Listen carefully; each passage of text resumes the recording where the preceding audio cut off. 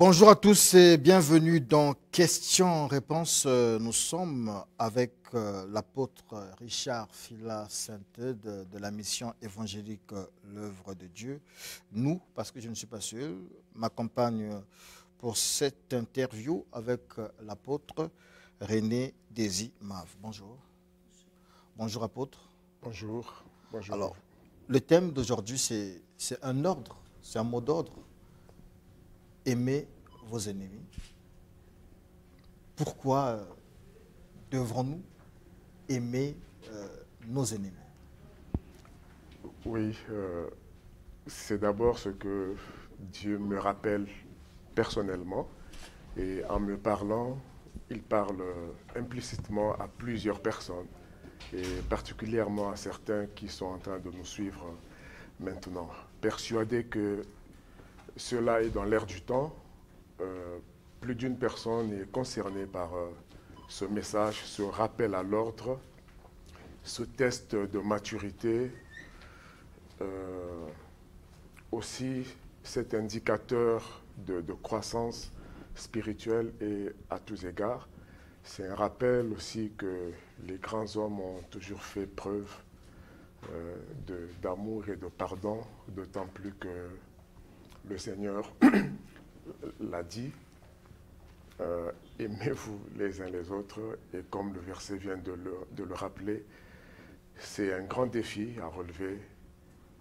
Pardonnez vos ennemis, aimez vos ennemis. Alors, c'est un test que je soumets à tout le monde, nous soumettons à tout le monde. C'est un rappel à l'ordre pour plusieurs, d'autant plus que pour nous autres, toute cette année, le mot d'ordre du Seigneur, ce rappel à l'ordre, c'est que le plus important, c'est l'amour. C'est sous cet angle que nous avons abordé tous les autres sujets, parlant du sacerdoce, parlant de la nouvelle alliance qui est mise justement sous le signe et l'insigne de l'amour, c'est l'alliance du cœur, et voilà. Nous rappelons simplement que le plus important, c'est l'amour. Et le grand test, c'est aimer ceux qui ne le méritent pas. Donc, si Dieu revient là-dessus, il y a bien des raisons. Donc, cela s'applique à tout le monde. Si c'est un rappel à l'ordre, on aimerait aussi que vous puissiez quand même revenir sur ce que vous entendez par, vous définissez par amour. Lorsque vous dites aimer vos ennemis, c'est quoi l'amour d'abord? On rappelle que vous pouvez appeler au 06 706 32 32 ou au 06 678 25 47, au 04 419 07 22. De toute façon, les numéros sont affichés au bas de l'écran. L'apôtre répond. Plus qu'un simple sentiment, je crois que c'est d'abord la personne de Dieu. La Bible dit dans 1 Jean 4,8 que Dieu est amour. C'est d'abord la personne de Dieu en nous, et bien plus qu'un simple sentiment, je l'ai dit, c'est une capacité d'avoir le regard de Dieu, le cœur de Dieu, de ressembler à Dieu, d'être comme Dieu. Et cela nous l'a fait définir, nous a donné de parler de l'onction de l'amour, en reconnaissant humainement qu'il est quasiment impossible d'aimer selon Dieu. Cela relève de la capacité divine, comme Paul a dit. Ce n'est pas que nous soyons par nous-mêmes capables de concevoir quoi que ce soit. Au contraire, toute notre capacité vient de Dieu. En termes de capacité, il est question de capacité surnaturelle, parce que naturellement, il est impossible d'être comme Dieu, de faire comme Dieu, de voir comme Dieu, d'entendre comme Dieu.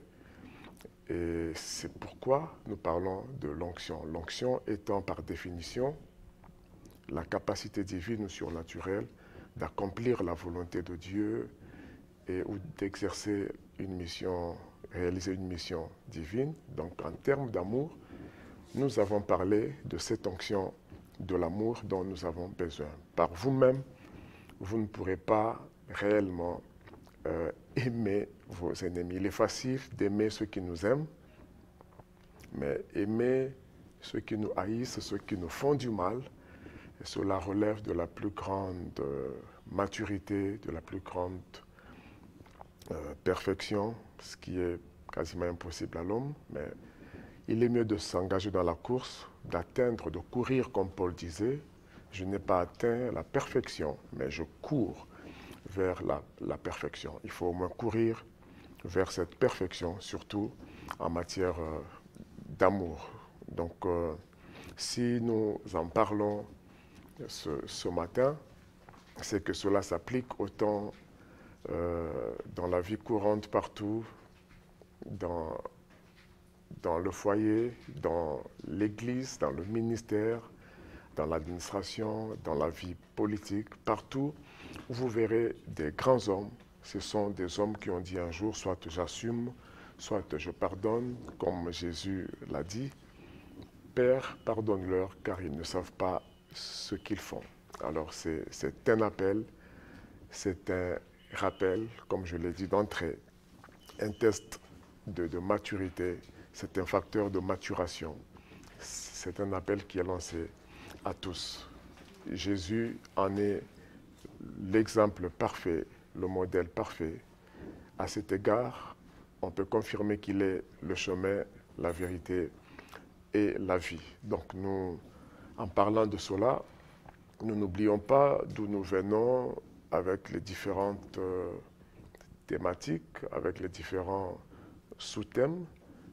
Nous rappelons que le vrai culte à rendre à Dieu, le vrai sacerdoce, la nouvelle alliance, sont érigés, sont construits sur le fondement de l'amour, car Dieu a tant aimé le monde qu'il a donné son Fils. Au-delà des dogmes, au-delà de ismes, au-delà des doctrines, au-delà de la puissance, de l'onction, etc., la Bible sanctifie l'amour comme facteur déterminant de la volonté de Dieu. Voici pourquoi nous revenons sur ce sujet important. Tout ce que nous avons dit depuis le début de cette année, tous les sous-thèmes, nous les plaçons sur ce grand fondement qui est l'amour. Ça peut paraître simpliste, mais ici, je suis en train de parler cet appel, certainement. de la chose la plus importante. Bonjour. Vous êtes en direct du studio 110. Oui. Oui. La toute première, c'est que les gens qui sont en train de filer derrière l'écran là, c'est pas bien, parce que nous sommes partout à travers le monde. Quand le focus est comme ça, il ne faut pas que les gens comprennent. C'est pas propre. Non, ce n'est pas une première. Ce n'est pas une première. Il faut regarder les autres télévisions. Il y a toujours des gens qui passent. Bon, allons-y. Voilà. Pour revenir à ce que l'apôtre dit, allons au concret. Puisque Dieu nous recommande l'amour, Jésus nous recommande l'amour, pourquoi est-ce que eux, pasteurs, ils ne peuvent pas se retrouver tous ensemble pour manifester l'amour à travers le pays? Lorsque vous voulez les recevoir là, les réunir là pour parler de l'amour et manifester l'amour dans le pays, vous allez voir qu'ils vont se diviser. Parce que derrière l'amour, il y a des bénéfices. Or, Dieu donne gratuitement et normalement, on devrait en bénéficier gratuitement. Donc, l'amour dont il parle, c'est l'amour de la Bible, c'est les phrases, mais la manifestation de l'amour comme tangible dans la société n'existe pas. Les pasteurs sont plus nombreux que les ministres. Donc, normalement, les pasteurs peuvent bien gouverner le pays plus que les ministres. Voilà ce que je voulais dire. Merci beaucoup pour votre contribution. L'apôtre Richard Fila-Sainte-Eude vous a bien suivi, je l'estime, je le crois. Oui, il n'a pas tort. Ça reste un défi à relever. Ce n'est pas encore parfait, mais on peut louer les efforts des uns et des autres. Je parle des hommes de Dieu. Tout dépend de la manifestation de cet amour dont nous parlons. Moi, je vois bien des hommes de Dieu s'efforcer de se réunir, de se rassembler. Mais l'amour est d'abord spirituel. Quelqu'un parlera en termes d'unité.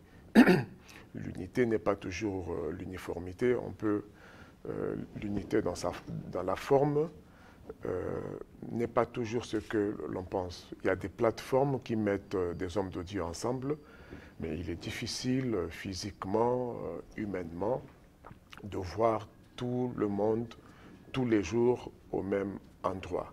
Ce qui est vrai, c'est que le corps de Christ est uni, même si les gens ne se retrouvent pas tout le temps, il n'en demeure pas moins vrai qu'il faut des efforts. Moi, je ne suis pas défaitiste, je ne serai jamais fataliste. Je rends grâce à Dieu pour tout ce qui se fait déjà. Je ne vois pas un verre toujours à moitié vide, mais à moitié plein. Je crois qu'il y a déjà quelque chose. Ce qui reste est attribué à la grâce du Seigneur et aussi aux efforts des uns et des autres. Cela est valable du point de vue politique, du point de vue ecclésiastique ou pastoral, tout ce que vous voulez. Je salue les efforts de l'unité et de l'amour à tous les niveaux, mais je suis d'accord que le défi reste très grand. Il faut des efforts. Et je rappelle que ce soit en politique, que ce soit dans l'Église, parmi les pasteurs, parmi les enfants de Dieu, le test est soumis à tous. Pour exercer vraiment l'amour, il faut l'appliquer sur des personnes qui le méritent le moins possible, ceux qui nous font du mal. Que Dieu accorde cette onction de l'amour pour que ça soit appliqué envers des personnes qui en sont vraiment indignes. Et Dieu qui est dans les cieux saura faire justice et le rendre à chacun. Ça, c'est le message de Dieu pour tout le monde. J'ai un verset sous mes yeux avant qu'une question vienne nous interrompre, qu'il me soit donné de lire dans Romains chapitre 12, à partir du verset 9, que l'amour soit sans hypocrisie, ayez le mal en horreur, attachez-vous fortement au bien. Ça ne peut pas être plus clair. Par amour fraternel, soyez pleins d'affection les uns pour les autres, par honneur usez de prévenance réciproque. 12, réjouissez-vous en espérance, soyez patients dans l'affliction, persévérez dans la prière. 13, pourvoyez aux besoins des saints, exercez l'hospitalité. Je lis lentement le verset 14. Bénissez ceux qui vous persécutent, bénissez, ne maudissez pas. J'ai envie de reprendre. Bénissez ceux qui vous persécutent, bénissez et ne maudissez pas. Et réjouissez-vous avec ceux qui se réjouissent, pleurez avec ceux qui pleurent, ayez les mêmes sentiments les uns envers les autres, n'aspirez pas à ce qui est élevé, mais laissez-vous attirer par ce qui est humble, ne soyez pas sages à vos propres yeux. Ne rendez à personne le mal pour le mal, recherchez ce qui est bien devant tous les hommes et devant Dieu. S'il est possible, autant que cela dépend de vous, soyez en paix avec tous les hommes. Ne vous vengez point vous-même, bien-aimés, mais laissez agir la colère. C'est sous-entendu, laissez agir la colère de Dieu. Ne vous vantez pas vous-même, car il est écrit, à moi la vengeance, à moi la rétribution, dit le Seigneur. Mais si ton ennemi a faim, donne-lui à manger. S'il a soif, donne-lui à boire. Car en agissant ainsi, tu amasseras des charbons ardents sur sa tête.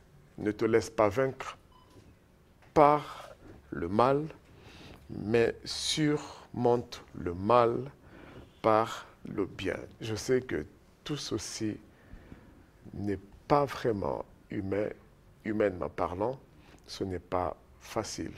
C'est un très long verset, mais à la fois, lorsqu'on regarde aussi dans la même Bible, c'est le même Dieu qui a torturé les ennemis du peuple des Israélites, les Philistins, etc.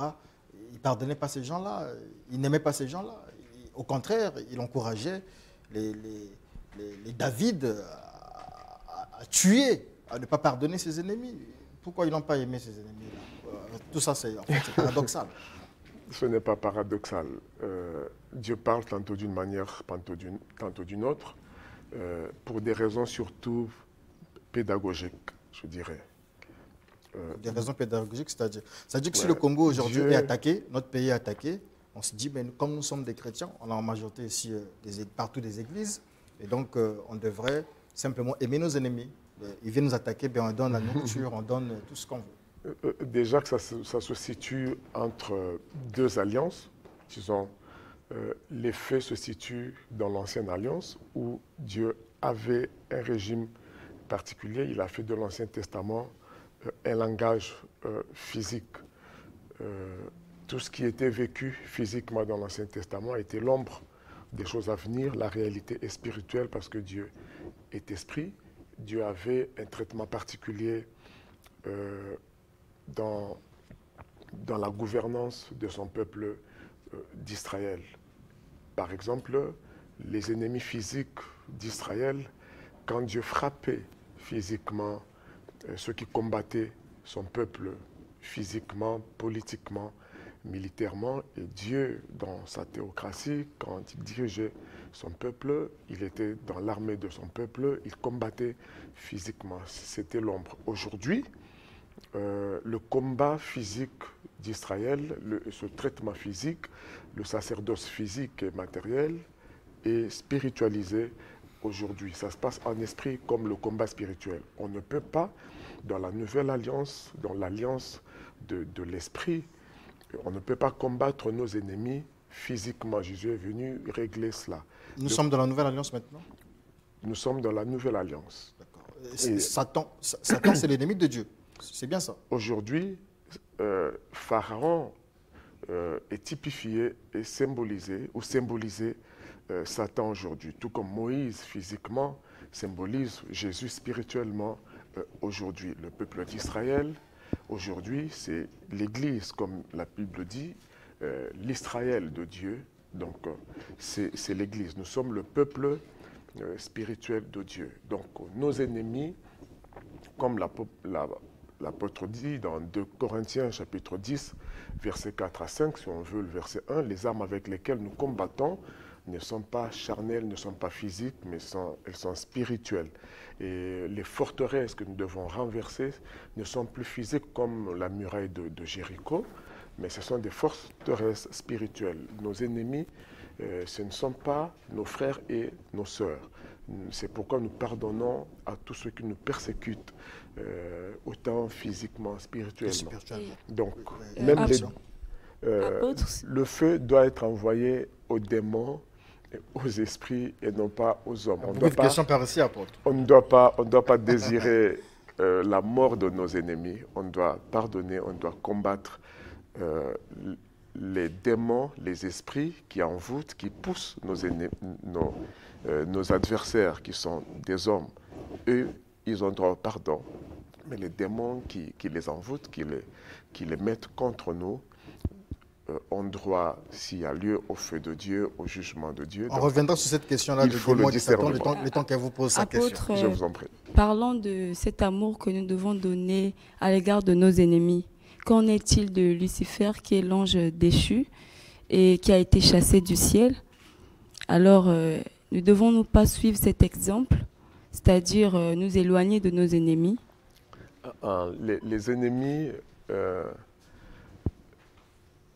notre adversaire, même si vous me faites du mal, un homme spirituel, un homme mature, ne rend pas humainement à l'autre le mal pour le mal, comme on vient de le dire. Je dois discerner que même quand vous me persécutez, celui qui m'en veut, ce n'est pas vous. Vous êtes juste instrumentalisé pour m'atteindre moralement, pour m'atteindre spirituellement. Donc, le combat n'est pas charnel. Mon ennemi ne sera jamais vous. Vous serez juste instrumentalisé par mon véritable ennemi qui utilise certaines armes pour m'atteindre. C'est pourquoi Satan est un ennemi spirituel. il instrumentalise des hommes pour en faire des ennemis physiques. Quand vous n'avez pas le discernement, Oui, bonjour. c'est le divorce, ce sont les divisions. L'apôtre va vous répondre tout à l'heure. Mon Oui, allez-y. ennemi, c'est le diable, c'est un ennemi spirituel. Mais comment surmonter On va commencer l'offense? avant cet appel. Allez-y. Bon, merci pour... Allô? On vous écoute, allez-y rapidement, s'il vous plaît. Oui, je voulais dire ceci. Puisque l'apôtre dit qu'il faut pardonner tout simplement, il faut pardonner nos ennemis. Mais pourquoi il parle encore de les combattre en esprit? D'accord, il va vous répondre. Ouais, bon, c'est une bonne question. Ça rejoint la vôtre. Il ne faut pas confondre le champ de bataille et moins encore l'adversaire. C'est comme ça que Jésus s'en est pris à Pierre lorsqu'on lui a refusé l'accès à Jéricho. Il voulait traverser Jéricho pour aller où il partait. On leur a refusé parce qu'ils étaient juifs, il y avait des accords. Et Pierre a dit, Seigneur, puis-je invoquer le feu du ciel et en finir avec ces personnes? Jésus lui a dit, tu ne sais pas de quel esprit tu es animé. Le Fils de l'homme n'est pas venu pour détruire, mais il est venu pour sauver. Et Jésus n'a pas accepté cela, parce que justement, nos ennemis ne sont pas nos parents, ne sont pas nos adversaires physiques, mais c'est les esprits qui les animent. Donc, il faut faire la différence. Ce sont des esprits malins, des esprits mauvais, des esprits méchants. Ou des esprits... Et n'ont-ils pas droit à cet amour? Pardon? Non. Pourquoi non. en fait? Ça, c'est Dieu. Jésus a appelé Satan adversaire, c'est notre ennemi. Et donc on revient sur sa question et sur la question de l'intervenant de tout à l'heure. C'est-à-dire que si l'amour est pour les hommes. Dieu a des adversaires. Mais nous sommes à l'image de Dieu. On fait comme Dieu. Nous aussi, nos adversaires, on les garde. Non, on suit le protocole que Dieu a établi. Ah, mais c'est ça. Ces adversaires, non, nous sommes nos adversaires. Pour les adversaires spirituels, les démons, okay? Les démons, l'esprit de la sorcellerie, la méchanceté. Donc on ne pardonne pas les sorciers. On pardonne le sorcier, mais on combat la sorcellerie. Dieu aime le pécheur, mais il combat le péché. Jésus-Christ est venu détruire toutes les œuvres du diable. Dieu ne désire pas la mort du méchant. Il vient pardonner le méchant. Il dit, il dit au méchant, il faut quitter Satan, parce qu'il y a une condamnation déjà sur lui. Mais Dieu est tellement patient. Même envers Satan, il l'aurait lié depuis longtemps. Si vous voulez une preuve que Dieu est amour, il aurait lié Satan depuis longtemps. Mais il y a un jugement qui est prévu pour Satan. Malheureusement, ce jugement frappera tous ceux qui écouteront Satan. Cas de sorcellerie. Les sorciers, s'ils ne veulent pas s'en repentir, les magiciens, les ivrognes, les adultères, les menteurs, tous ceux qui vivent selon les principes de ce monde et qui ne veulent pas se repentir, auront le même jugement que Satan, et c'est tout ce que Satan demande et c'est tout ce qu'il Si Satan se repent, est-ce qu'il aura droit? Si Satan se repent, je n'ai pas lu que Satan... S'il arrivait qu'il puisse se repentir. S'il se répand, hein, je crois. Prenons le cas s'il se répand, d'un serpent, je ne suis pas sûr qu'il se répandra. Son jugement est déjà fait. Il y a des sorciers qui se transforment en lézard, aussi en animal, mais Dieu nous dit que tu ne tueras pas. C'est le commandement de Dieu, donc on respecte ce commandement. Alors le sorcier là, il apparaît dans votre maison, c'est un sorcier, bon, admettons que c'est un sorcier, et vous jetez le feu, le lézard meurt et le sorcier meurt. Là, vous avez tué quelqu'un. De sa propre faute. Nous n'enseignons pas... Vous avez tué, c'est déjà un péché. De s'en prendre, on ne s'en prend pas aux humains. Alors si, par erreur, ce sorcier s'obstine, persiste, insiste, ok, nous envoyons le feu vers l'esprit de la sorcellerie. Ok. Maintenant, si ça tombe sur la personne qui a cet esprit et ne veut pas se repentir. Et cette personne nous, on commet déjà un péché en tuant. Non. Si nous devons envoyer le feu à l'esprit de la sorcellerie, cela veut dire que déjà, il n'y a plus d'amour là. Puisque Non. le feu a pour On s'en but de prend. brûler, de consumer. Il n'y a pas d'amour pour les esprits méchants. Dieu nous a animés, nous a donné et autorisé une sainte colère, pas contre les hommes, mais contre le Satan. Nous combattons les esprits méchants. Nous ne combattons pas contre la chair et le sang, Éphésiens 6, mais contre les esprits méchants, les autorités, les dominations qui sont dans les lieux célestes. Dans l'armée de Dieu, nous sommes comme des généraux, les hommes de Dieu et tout. Okay? Dieu nous a donné son onction, les armes spirituelles. Nous combattons ces esprits-là. Okay? Donc, je ne peux pas m'empêcher ou m'en dérober. Les démons, nous les combattons avec une sainte colère, avec Même si les les démons se armes de répandent. Dieu. Eux, ils ne se répandent pas. Alors, nous sommes à la fin, il restera. Cet entretien. Apôtre Richard Fela-Saint-Eudes. Il y a beaucoup de questions. Le téléphone continue de sonner, on ne pourra pas le prendre. Les homosexuels sont très mal vus au niveau de l'Église. Est-ce que vous pardonnerez votre fils ou votre fille si elle entrait dans l'homosexualité? Ils ont droit à l'amour de Dieu, ils ont droit au pardon. Il faut qu'ils se répandent parce que nous ne sommes pas contre les homosexuels, mais contre l'homosexualité. Nous prions qu'ils se débarrassent de cet esprit parce qu'ils sont en proie à des esprits qui les manipulent, qui les dominent, qui les assujettissent. Nous avons de la compassion pour eux. Donc s'ils me suivent là où ils sont, Dieu vous aime. Tout ce que Dieu vous demande, c'est de vous repentir. Heureusement qu'il est possible de se débarrasser de l'homosexualité. C'est un esprit. Vous n'avez pas été créé pour faire ce que vous faites. L'amour de Dieu est valable pour vous. Dieu peut vous pardonner aujourd'hui même si vous invoquez Jésus. Cet esprit, si vous invoquez Jésus, vous vous repentez, peut vous quitter. Cela est valable pour tous les autres esprits. Vous n'arrivez pas à pardonner les autres, à aimer vos ennemis par la puissance du Saint-Esprit. Cela est possible. Donc, en terminant, nous relançons ce défi. Aimez ceux qui vous persécutent, pardonnez vos ennemis. Je me féliciterai d'avoir traité un sujet aussi simple, d'avoir trouvé les mots à la portée de tout le monde. C'est parce qu'on n'a pas de temps aussi, mais sinon, on pardonne tout le monde sauf les esprits, mais apparemment les esprits sont plus forts que Dieu. Parce que vous n'arrivez pas à les détruire. Bon, c'est la fin de questions-réponses, on reviendra sur ça prochainement. Tout de suite, je reviens avec le pasteur Pascal Ouéli.